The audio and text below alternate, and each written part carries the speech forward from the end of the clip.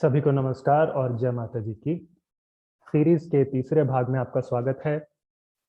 हम गुर्जर विवाद का विश्लेषण कर रहे हैं। तीसरे भाग में हम पंचतंत्र के सदियों बाद जो गुर्जर शब्द का अगला उल्लेख हुआ है वहां से शुरू होकर आगे चलते जाएंगे और देखेंगे कि कब किस शिलालेख में या ग्रंथ में कैसे गुर्जर शब्द आया और क्यों ये उपयोग स्थान सूचक है, जाति सूचक नहीं। तो चलिए शुरू करते हैं। Let me share my screen.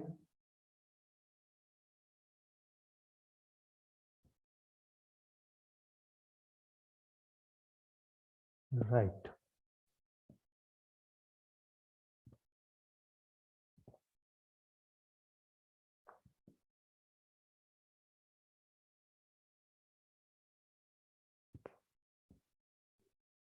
तो दावा ये होता है कि गुर्जर देश, ये जो नाम है, ये किसी भूभाग को तभी दिया गया जब गुर्जर लोग इस पर शासन करने लगे। तो इसका उत्तर देखिए, गुर्जर या उससे बने बाकी के जो शब्द है ये कब कहाँ किस कॉन्टेक्स्ट में आए हैं ऐतिहासिक ग्रंथ और शिलालेखों में, ये सब देखकर हमें पता चलता है। तो उसी ओर आगे बढ़ेंगे जी। तो ये ईसवी की जो 7वीं सदी है, 7th सेंचुरी एडी, वहां से दत्त द्वितीय नाम के एक प्रतिहार वंशीय सामंत थे जिनका भरूच के पास खेड़ा गांव से एक दान पत्र, एक नहीं दो दान पत्र मिलते हैं, जिनका अंकन 629 ईस्वी और 634 ईस्वी में हुआ। There are two copper plate inscriptions, 629 AD and 634 AD, जो आपको स्क्रीन पर दिख रहे हैं। अब इनमें ये जो दोनों दान पत्र हैं, दोनों में दत्त द्वितीय जो है, उन्होंने अपने यशस्वी दादा दत्त प्रथम को गुर्जर नृपति वंश कहा है, गुर्जर नृपति वंश का कहा है। तो now it's the same line copied at both the places. ठीक है। तो उस काल में गुर्जर जाति को ढूंढते कुछ लोग फिर ये जब गुर्जर नृपति वंश जो देखते हैं, ये उसका अर्थ लगाते हैं गुर्जर वंश के राजा। ठीक है। तो अब होता क्या है कि व्याख्या में अगर आप गुर्जर नृपति वंश का सही अर्थ देखें तो वो बनता है गुर्जर देश के राजाओं का वंश। अब सामंत दत्त ने यही कहने का प्रयास किया है कि उनके पूर्वज गुर्जर देश के राजाओं के वंश से ही हैं। पर क्यों? वो अर्थ गलत और ये सही कैसे हुआ? वो ऐसे हुआ कि इसी प्रकार की उपाधियां, यानी एक्स वाई जी नृपति वंश, भौगोलिक क्षेत्रों के लिए उपयोग होती रही हैं, दे हैव बीन यूज्ड। तो उसका एक उदाहरण देखिए जी।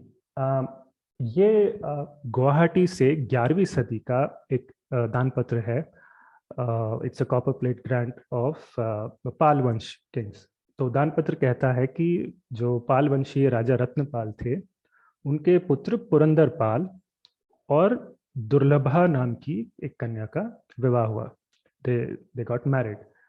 तो दुर्लभा जो थी, द ब्राइड, उनके वंश का वर्णन किया जा रहा है। जो वंशोत्पत्ति है उस पर लिखा है, एंड इट सेज जामदग्न भुज विक्रमार्जित प्राज्य राज्य नृपवंश संभवा। And as you can see, जैसे गुर्जर नृपति वंश था, the same way there is use of nripvansh in this line, right.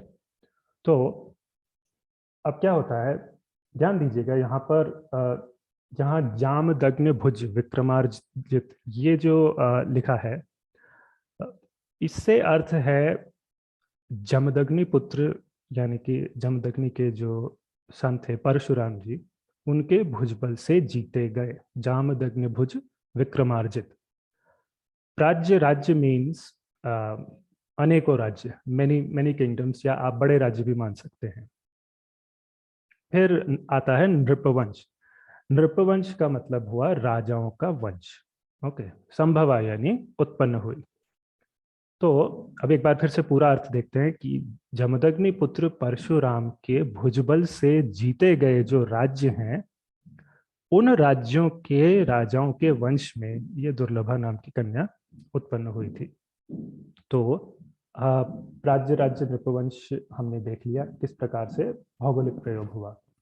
तो नृपवंश से पहले जो प्राज्य राज्य लगा था उसे एक बार फिर से देख लीजिए। प्राज्य राज्य नाम की कोई जाति प्रजाति नहीं होती, obviously it's a geographic term. तो गुर्जर नृपति वंश के गुर्जर का अर्थ क्या होगा? गुर्जर नाम का जो देश है उसके राजाओं का वंश। तो शब्द का अर्थ यहाँ क्या बनता है हमें समझ में आ गया। पर ऐसा उल्लेख हुआ क्यों इस तरह? Why this peculiar usage? If you assume for a moment कि जो गुर्जर शब्द है ये गुर्जर जाति के लिए प्रयोग हुआ, ठीक है, तो सोचिए ये कैसे संभव है कि प्रतिहार वंश, जो कि जाति से हम गुर्जर अज्यूम कर लेते हैं, उनकी अलग अलग स्थानों पर जो शाखाएं राज करती दिखती हैं आपको, इनमें से कई ने अपने लिए गुर्जर शब्द का, इस उपाधि का यूज ही नहीं किया। अब ये इसलिए हुआ कि गुर्जर क्षेत्र जो था, दी गुर्जर ज्योग्राफिक रीजन, गुर्जर देश, ये इन प्रतिहार शाखाओं के अधिकार में था ही नहीं। तो प्रतिहारों की जो मंडौर शाखा है, अगर आप उन्हें लें, उन्होंने गुर्जर उपाधि ली है, राइट। भीनमाल की शाखा ने भी ली है, क्योंकि मंडौर और भीनमाल दोनों अगर आप देखें तो गुर्जर जो कंट्री है, गुर्जर भौगोलिक क्षेत्र है, उसका भाग थे। लेकिन भरूच या लाट देश की जो प्रतिहार शाखा थी, यानी कि ये जो अभी आए थे प्रतिहार दत्त द्वितीय और उनके वंशज, उनके नीचे जो लाइन है, उस शाखा ने अपने लिए they didn't use it for themselves. उन्होंने अपने लिए नहीं बल्कि जो मंडौर के उनके पूर्वज थे उनके लिए उस शिलालेख में गुर्जर शब्द का प्रयोग किया। when they say कि my illustrious grandfather ancestor, ये गुर्जर नृपति वंश that way। क्योंकि कारण क्या है कि मंडौर जो है जहाँ से उनके एंसेस्टर्स थे ये गुर्जर क्षेत्र का भाग था। लेकिन लाट जो है जहाँ प्रतिहार दत्त द्वितीय और उनसे आगे की जो भी लाइन थे डिसेंडेंट्स, ये सब लोग जिस लाट देश में थे that was a different geographical area. तो लेट मी शो यू। या so if you look at the clarity, तो लाट देश के प्रतिहार जो है ये अपने शिलालेखों में कहते हैं कि हमारे पूर्वज गुर्जर देश के राजाओं के वंश से है, यानी हमारे पूर्वजों ने गुर्जर देश पर राज किया है या करते हैं। पर अपने आप को लाट के प्रतिहारों ने गुर्जरपति या गुर्जरेश जैसा कुछ भी नहीं कहा। तो आप सरलता से कह सकते थे ये बात, लेकिन मतलब उतना सा कहने के लिए आपको पूर्वजों पर जाने की आवश्यकता नहीं थी, लेकिन नहीं कहा, क्योंकि लाट के प्रतिहार जानते थे कि वो स्वयं गुर्जर क्षेत्र में थे ही नहीं, वो भरूच से लाट देश पर शासन कर रहे थे, गुर्जर देश में उनके पूर्वज हुए थे। और जो कि जैसे प्रतिहार दत्त प्रथम और उनसे ऊपर की जो पीढ़ियां थी पीछे की, तो जब तक इस दत्त द्वितीय वाली शाखा ने, जब तक इनका प्रतिहार लाट में शासन रहा इन प्रतिहारों का, दैट इज 736 एडी, ठीक है, जिस समय अरबों के इन्वेजन हुए थे, अरब इन्वेजन, तो लेट 6th सेंचुरी से 736 एडी, दैट्स 150 ईयर्स। इस पूरे काल में लाट की इस प्रतिहार शाखा ने कभी भी अपने आप को किसी भी प्रकार से गुर्जर शब्द से नहीं जोड़ा, न जाति के रूप में न ही भौगोलिक रूप में। आप दत्त द्वितीय का सांखेड़ा दानपत्र देख सकते हैं, आगे जयभट्ट थर्ड, जयभट्ट फोर्थ के जो आते हैं शिलालेख, नवसरी, अंजनेरी, जहां से भी आप उठा के देखें, इनके जितने भी एपिग्राफ्स हैं किसी में भी गुर्जर शब्द नहीं है। Only in their earliest inscriptions, like I said, they say that their ancestors, not them, but their ancestors were kings of Gurjar region, which is factual. क्योंकि ये शाखा, जैसा कि मैंने कहा, उन प्रतिहारों से निकली थी जो राजस्थान के मंडौर में स्थापित थे, इंक्लूडिंग हिज ग्रैंडफादर दत्त प्रथम। और मंडौर हम जानते हैं कि गुर्जर देश का भाग था, ये प्रतिहारों के शिलालेखों में स्पष्ट हो जाता है। So with this, I'll move to the next example. So right, अब 7वीं सदी में हुआ क्या कि नर्मदा के दक्षिण से जो चालुक्य राज्य था, दैट वाज ग्रोइंग पावरफुल, और चालुक्य वंशी जो सम्राट थे पुलकेशिन, इनके और नर्मदा के उत्तर में सम्राट हर्षवर्धन बैस, इनके बीच में संघर्ष था। तो अच्छा, ये पुलकेशिन वो नहीं है जिन्होंने फिर आगे अरबों को हराया था, अवनी जनाश्रय। तो ये was from a different branch of Chalukyas and he came later, ठीक है। तो let's not confuse him with the other Pulakeshin. तो इस समय तक रफली 635 एडी, तो या मोटा मोटा आप 7वीं सदी मान सकते हैं, 7th सेंचुरी में इस समय तक जितने भी छोटे मोटे आपको प्रतिहारों के शक्ति केंद्र दिखते हैं, उनके प्रतिहार मोटा मोटा सामंत स्तर के थे। They were not extremely powerful and completely independent. तो कर्नाटक के ऐहोल से चालुक्य वंशी पुलकेशिन का जो एक शिलालेख मिलता है 635 एडी का, उसमें पुलकेशिन ने किन क्षेत्रों पर प्रभाव बढ़ाया उसका उल्लेख करते हुए वो लिखते हैं कि लाटों, मालवों और गुर्जरों को सामंत बना लिया। एंड देन साथ में वो कहते हैं कि कलिंगों और कोसलों को भयभीत कर दिया, स्केर्ड देम ऑफ। तो अब यहाँ गुर्जर शब्द को आप अगर जाति सूचक माने तो किस आधार पर माने? आधार कोई है नहीं, but if you assume for a minute, एक बार इमेजिन कर लेते हैं, तो शिलालेख की उसी पंक्ति में जहाँ गुर्जर आया है, गुर्जरों के साथ लाटों और मालवों को भी लाट और मालव जाति का मानना पड़ेगा, पर ऐसी तो कोई जातियां थी नहीं। और उसी शिलालेख में फिर कलिंगों और कोसलों की भी बात की गई है। तो क्या उस काल में कलिंग और कोसल नाम की जातियां भी थी? वो भी नहीं थी। अब थोड़ा और क्लैरिफाई कर लेते हैं with help of geography. So I take you to a map and yeah, if I can start to annotate.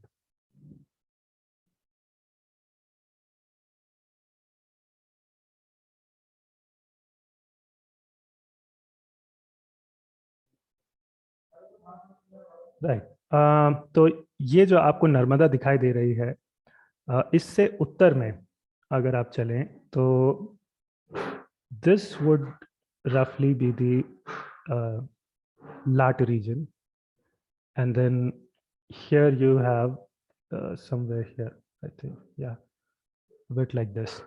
This would be the Gurjar Desh. Here in the center, यहाँ center में Malav Desh. Then you come around Kosal and Kaling.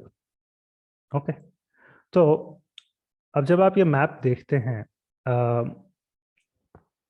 यहाँ क्या हुआ है कि नर्मदा जो कि मूल रूप से पुलकेशिन की उत्तरी सीमा थी, वहां से ऊपर उत्तर पश्चिम से चलते हुए आपको लाट देश, गुर्जर देश, मालव देश, फिर आगे नॉर्थ ईस्ट में कोसल और कलिंग ये सब दिख जाते हैं। तो जब पुलकेशिन ने नर्मदा से आगे विस्तार किया है, when it tried to expand, उसके पहले टारगेट्स ये सारे किंगडम्स थे। तो ये जो पूरा का पूरा वर्णन है इस ऐहोल शिलालेख में, ये पूरा वर्णन भौगोलिक है।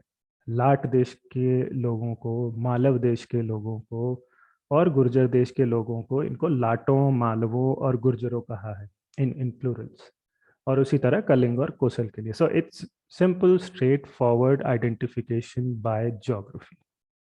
Okay, so I let me clear the annotations and we'll move to the next example.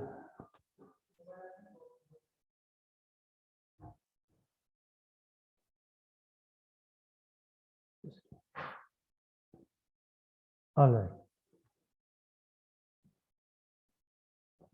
तो अगला है चीनी यात्री Yuan Chwang, also known as Hiuen Tsang. इन्होंने 630 से 644 ईस्वी, 630 to 644 एडी, इस पूरे ड्यूरेशन में भारत यात्रा की और बहुत सी जगहों पर गए वो। और इस बीच वो रफली अराउंड 640 AD, गिव और टेक फ्यू ईयर्स। उस समय में ये गुर्जर देश गए, and he has mentioned the name Gurjar desh as well as the capital. तो गुर्जर देश के भीनमाल नामक स्थान पर वो गए, which he identifies as the capital of Gurjar desh. And वो लिखते हैं कि गुर्जर देश का राजा युवा और जन्म से क्षत्रिय है। ठीक है, आगे चलता हूं। अब जब चीनी यात्री आए थे, उससे कुछ ही सालों पहले जो हमारे महान खगोलविद हैं ब्रह्मगुप्त जी, इन्होंने 628 ईस्वी में ब्रह्मस्फुट सिद्धांत लिखा। It was a well known text of him.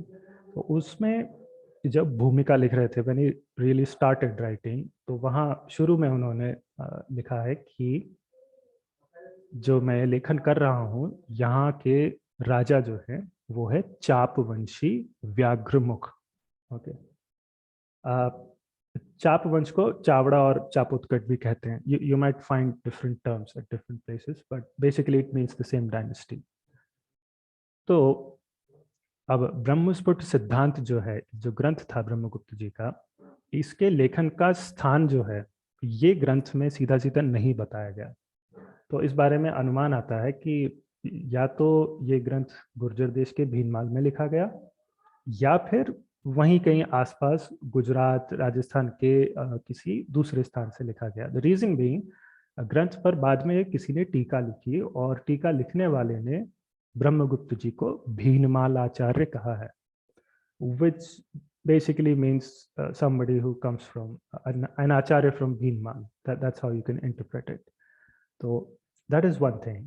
अब ब्रह्मगुप्त जी का ये जो ग्रंथ था, ये लेखन चीनी यात्री के आने से, ह्वेनसांग के आने से कुछ साल पहले है, 10-12 साल पहले। So he writes in 628 AD and Huensang arrives in Gurjar Desh around 640 AD. So barely 10-15 years apart.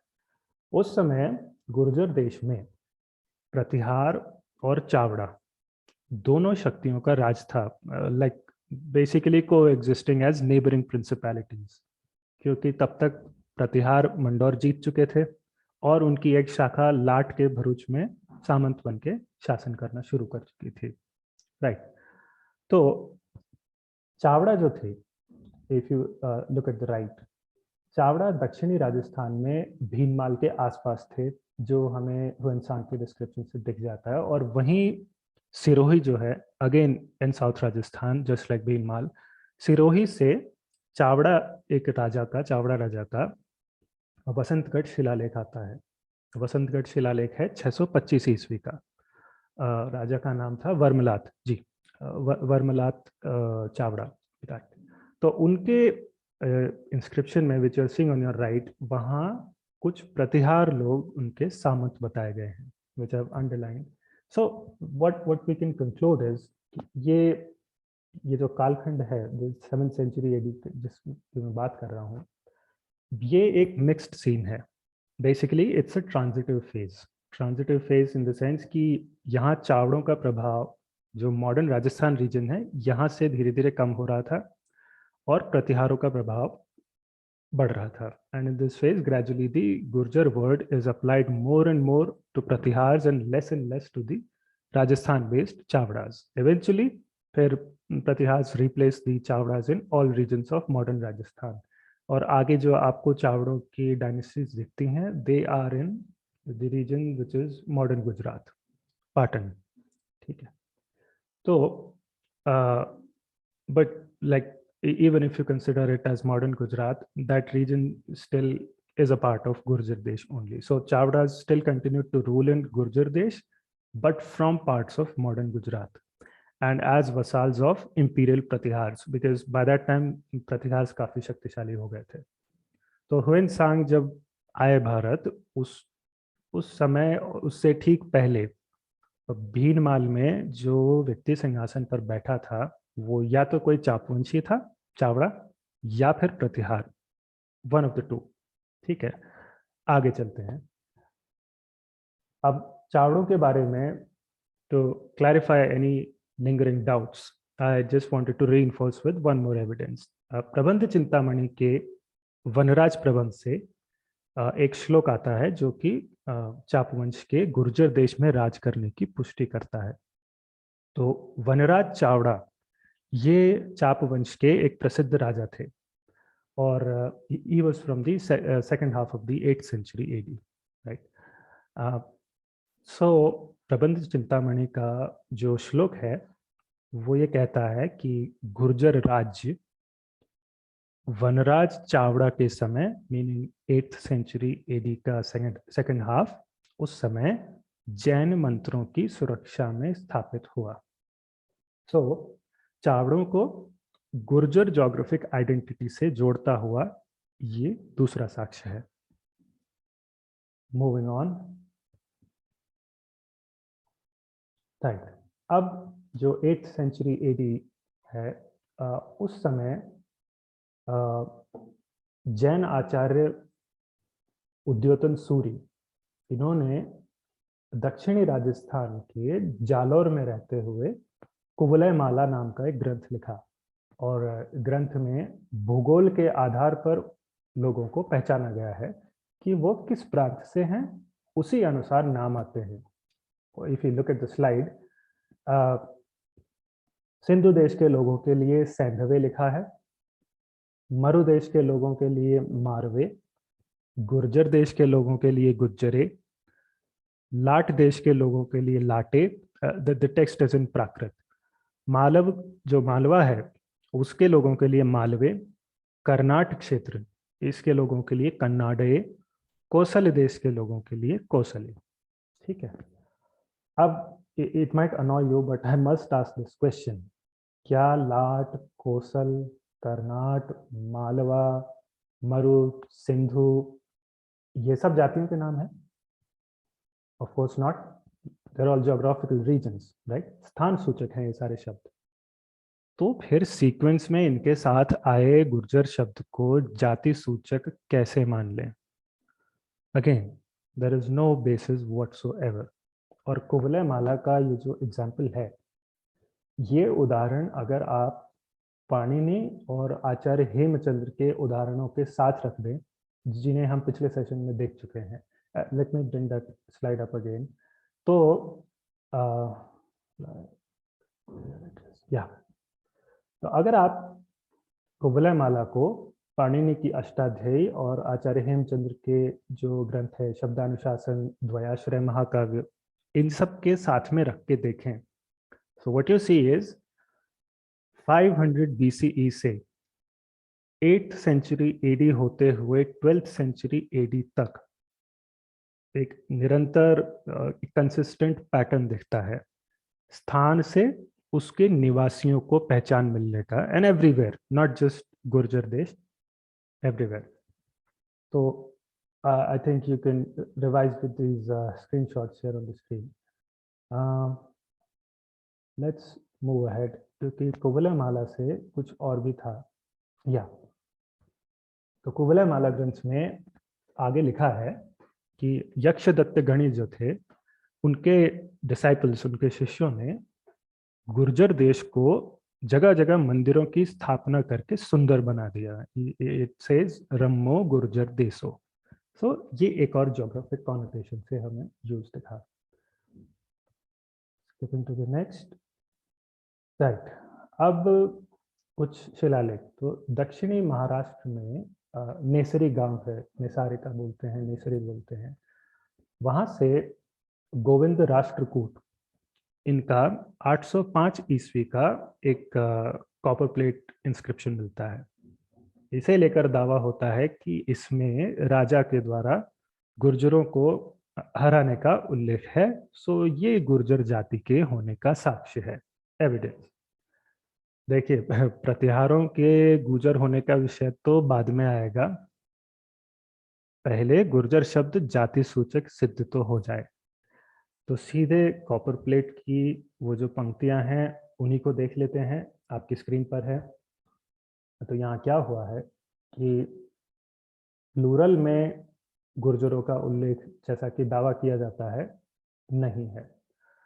यहाँ एक वचन में गुर्जर और गुर्जरेश्वर लिखा मिलता है, यानी कि गुर्जर राज्य के राजा का उल्लेख है, इंडिविजुअल्स स्पेसिफिकली, ना कि गुर्जरों का। दूसरी बात, यहाँ पर गुर्जर के अलावा इस शिलालेख में 13 और राज्यों के राजाओं का उल्लेख है, 13 other kingdoms, Kerala, Andhra, Chalukya, Singhala, Bengal, etcetera etcetera, और बहुत से हैं। तो पूरा जो शिलालेख है इसमें ऐसा कुछ भी नहीं जो ये सिद्ध करे कि गुर्जर शब्द यहाँ पर एक राज्य के राजा की उपाधि होने के अलावा किसी जाति जनजाति का नाम है, ऐसा इस पूरे शिलालेख के कॉन्टेक्स्ट से कोई इंडिकेशन नहीं आता है। अगला अगला है राष्ट्रकूटों का ही राधनपुर गुजरात से मिला एक दानपत्र। इसके बारे में भी दावा होता है कि ये शिलालेख प्रतिहारों को गुर्जर जाति का सिद्ध करता है। तो शिलालेख के श्लोक आपके सामने हैं। और एक और बात, इसके बहुत से श्लोक नेसरी शिलालेख से मिलते हैं। कई बार होता था कि आसपास अगर शिलालेख लिखे गए हैं कुछ सालों में एक ही शासक द्वारा या इमीडिएटली सक्सीडिंग रूलर्स, तो कुछ versus they would be lifted as it is, copied over to another inscription. That happens frequently. तो यहाँ वही हुआ है। इस शिलालेख के श्लोक नेसरी वाले से मिलते हैं। तो पहले यहाँ घोषणा होती है कि जो राजा गोविंद हैं, राष्ट्रकूट राजा, इन्होंने वत्सराज से गौड़ के 2 शाही छत्र छीन लिए। तो गोविंद जो राष्ट्रकूटीय राजा हैं दानपत्र जारी करने वाले, उनका नाम बताया गया। अब वत्सराज कौन थे? वत्सराज तब के प्रतिहार वंशीय राजा थे। तो राष्ट्रकूट हैं गोविंद और प्रतिहार साइड पे वत्सराज। अब ये गौड़ कौन है जिनके छत्र छीने गए? तो ये प्रयोग भी एक वचन में हुआ है, सिंगुलर। तो ये अगेन किसी विशिष्ट व्यक्ति के लिए प्रयोग हुआ है, इंडिविजुअल स्पेसिफिक। बेसिकली ये एक उपाधि है गौड़, जो कि गौड़ भौगोलिक क्षेत्र के राजा को दी जाती थी। गौड़ देश का अगर आप देखें कोर ज्योग्राफिकल एरिया जो था, that was pre partition Bengal, यानी कि आज का जो हमारा वेस्ट बंगाल है वो और बांग्लादेश का कुछ एरिया ले लीजिए, कंबाइंड एरिया दोनों का, which is pre partition Bengal. तो वो एरिया जो है वो मूल रूप से गौड़ देश कहलाता था। अब उस समय गौड़ देश के जो राजा थे वो थे धर्मपाल, पाल वंश के धर्मपाल, और उनके पाल वंश का दूसरा नाम भी आता है कुछ स्थानों पर, भटादी वंश। ठीक है, लेकिन वंश का नाम गौड़ नहीं है। तो इस दानपत्र में गौड़ जो है ये किसी भी प्रकार से जाति, प्रजाति, वंश वगैरह का नाम नहीं था। It was simply the name of the geographical region जिसको धर्मपाल उस समय रूल कर रहे थे, राज्य का नाम था। तो जैसा कि मैंने बताया, धर्मपाल का वंश गौड़ नहीं पाल है। और आगे ये दानपत्र कहता है कि जब राष्ट्रकूट राजा अपनी विशाल सेना और वैभव सहित पास में पहुंच गया बिल्कुल, तो जो गुर्जर था, basically meaning the Gurjar king of Gurjar देश, यहाँ फिर से सिंगुलर नाउन आया है, वो अपने तीरों को धनुष पर ही छोड़कर न जाने कहाँ भाग गया, उसका पता नहीं चला। जैसा अभी हमने गौड़ के लिए देखा, उसी तरह गुर्जर यहाँ गुर्जर देश के राजा की उपाधि थी। इसी तरह फिर अगली लाइन में मालवा जो राज्य था उसके राजा को मालव नायक कहा गया। पर उस समय मालवा में जो राजा था वो किसी मालव जाति प्रजाति का नहीं था, वो परमार वंश के उपेंद्र राज थे। ही वाज द मालव नायक। और मालवा भौगोलिक क्षेत्र पर क्योंकि उनका शासन था तो उन्हें मालव नायक की उपाधि मिल गई। इसी तरह से साउथ इंडिया में वेंगी क्षेत्र आता है, वहां के राजा को यहाँ पर वेंगीश्वर की उपाधि मिली है। अगेन ज्योग्राफी के बेसिस पर राजा को उपाधि मिल गई। तो इसी तरह के श्लोक फिर हमें जो वणी शिलालेख है ईस्टर्न महाराष्ट्र से, वणी करके एक स्थान है, वहां से एक शिलालेख आता है 806-807 ईस्वी, रफली द सेम ईयर्स। वहां भी इसी प्रकार के श्लोक हैं। So I will not I will not repeat that, दोहराने की आवश्यकता नहीं है। आगे चलूंगा। जोधपुर के कुछ शिलालेख। जोधपुर के पास घटियाला नाम का स्थान है, जहाँ से प्रतिहारों की जो मंडौर शाखा थी उसके कक्कुक प्रतिहार के 2 शिलालेख आते हैं, डेटेड रफली 861 एडी। अब इनमें शिलालेख की जो पंक्तियां हैं आपको दिख रही होंगी, ये देश शब्द का प्रयोग करते हुए बताती हैं कि कक्कुक प्रतिहार जो थे उनकी लोकप्रियता, हिज पॉपुलैरिटी, वो किन देशों में थी उसकी लिस्ट आती है। तो देशों के नाम है स्त्रवण्य, वल्ल, लाट, माड़। माड़ जो था, जिसे हम लेट मिडिवल टाइम्स में मारवाड़ कहते थे इन सेंट्रल राजस्थान, उसका एक हिस्सा समझ सकते हैं। तो माड़ आ गया, और फिर है गुर्जरत्रा। ठीक, फिर आगे जब इसी शिलालेख में वंशोत्पत्ति की बात आई, कक्कुक प्रतिहार की वंशोत्पत्ति क्या है, his ancestry, the context changes to genealogy and ancestry. ठीक है, तब कक्कुक प्रतिहार पर क्या लिखा मिलता है, if you look at the second part, Pratihara जातिना। ठीक है, तो जाति शब्द जो यहाँ आया है, इसका मूल अर्थ जो है जन्म से है। होता क्या है, हमारे हिंदू धर्म में जो मानव जीवन है उसके 16 संस्कारों में से जब जन्म हो जाता है, उसके बाद जो पहला संस्कार आता है उसका नाम ही जात कर्म है। जन्म के बाद आपको कहा जाता है जातक। तो अगर मैं अपने आप को भारत जातीय कहूँ तो इसका अर्थ ये नहीं हो जाता कि भारत मेरी जाति का नाम होगा, और कोई अर्थ हो ही नहीं सकता। It's not like that. संदर्भ को देखते हुए चलेंगे, if you see the context, तो अर्थ केवल इतना है कि मैंने भारत नामक स्थान में जन्म लिया है, जायते। तो प्रतिहार जो है, प्रतिहार जातिना, उससे यहाँ अर्थ है प्रतिहार वंश में, क्योंकि प्रतिहार एक वंश है, हम सब अच्छे से जानते हैं। तो प्रतिहार वंश में जातिना जन्म लिया, प्रतिहार वंश में जन्म लिया कक्कुक प्रतिहार ने। तो ये जो पंक्ति आपको दिख रही है, जहाँ जन्म और वंशोत्पत्ति की बात हो रही है, यहाँ हमें गुर्जर शब्द नहीं दिखा। क्या दिखा? केवल प्रतिहार जातिना। तो कक्कुक जो थे जन्म से गुर्जर नहीं, बल्कि जन्म से प्रतिहार थे। गुर्जर वो केवल देश से थे, गुर्जर देश के थे। चलिए आगे। ये जो अभी मैंने आपको कंक्लूजन्स बताए, ये कंक्लूजन्स ये सारे रीइंफोर्स हो जाते हैं कक्कुक प्रतिहार के ऐसे ही एक और शिलालेख से, जो कि प्राकृत में है। तो ये जो शिलालेख है, इसमें भी जब क्षेत्रों की बात होती है तो गुर्जरत्रा का उल्लेख मिलता है। the screenshot that you can see on the top। फिर पिछले शिलालेख जैसे क्षेत्रों सहित ये लिस्ट दे रहे हैं, मरु, माड़, वल, स्त्रवन एटसेट्रा। तो ये सारे एरियाज गुर्जरत्रा के साथ फिर से आ जाते हैं। So it's list of geographical areas. Again इस शिलालेख में फिर से जब वंशोत्पत्ति की बात आती है, कॉन्टेक्स्ट चेंज हो रहा है, तो वहां केवल रघुकुल तिलक प्रतिहार लिखा मिलता है, कहीं कोई गुर्जर शब्द नहीं आता। ठीक, moving ahead. Right, 866 AD, Karnataka के नीलगुंड से राष्ट्रकूट अमोघ वर्ष का शिलालेख।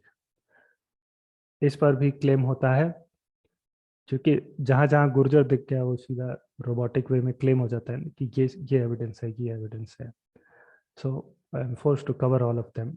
तो इसमें जो ये जो शिलालेख का वो अंश जिसमें गुर्जराम शब्द आया है, वो आपके सामने है। तो यहाँ राजा अमोघ वर्ष अपने पूर्वज गोविंद के शौर्य का बखान करवाते हैं, और तो वो दिखा रहे हैं कि गोविंद जो थे उन्होंने केरल, गौड़, मालव, कांची के राजा और चित्तौड़ में बैठे गुर्जरों को अपने वश में कर लिया। और साथ ही Anga, Vanga, Vanga is the early form of Bang, that's for Bengal, Magadh, Malav और वेंगी के राजा, ये सब राष्ट्रकूट गोविंद की पूजा करते थे, they used to worship him.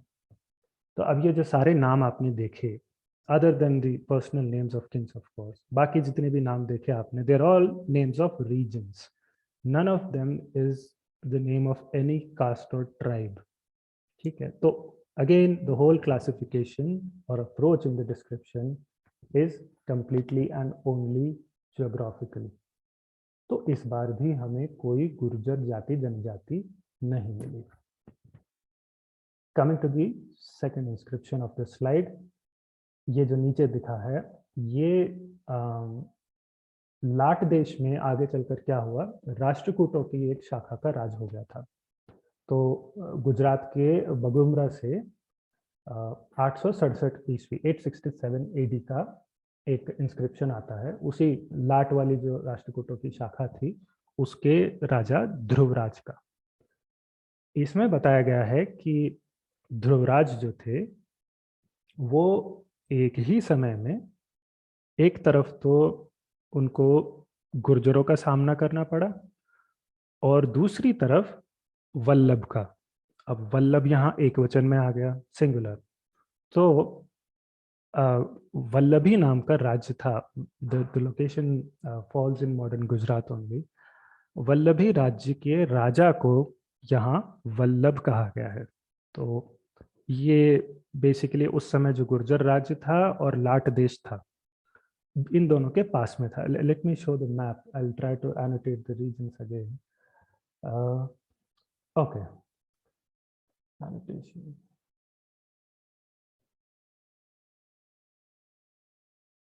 Right, तो देखिए ये जो आपको यहाँ दिख रहा है, this is the capital Vallabhipur.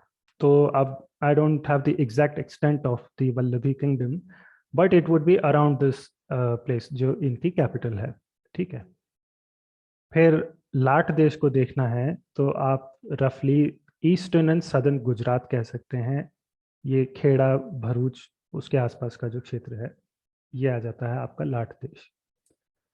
और फिर यहाँ ऊपर ये जो क्षेत्र आपको दिख रहा है, ये अपना जो कोर ज्योग्राफी है गुर्जर देश की, ये आ जाती है। सो अब यहाँ पर क्या हुआ है, जो आपका वल्लभी क्षेत्र था, तो राष्ट्रकूट ध्रुवराज जो थे, ये वल्लभी क्षेत्र की सेना और गुर्जर राज्य की सेना, इन दोनों के बीच में घिरे हुए बताए गए हैं। So again this description also is not जाति सूचक, ये भी क्षेत्रों की बात हो रही है। ठीक, okay, I think this is it for this part.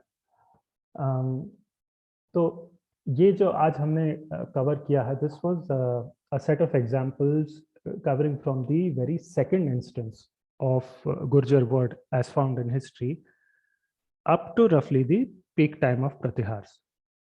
तो अगले अंक में हम 10वीं सदी से शुरू होंगे और वहां से फिर आगे चलते हुए बाकी के साक्ष्य लेंगे।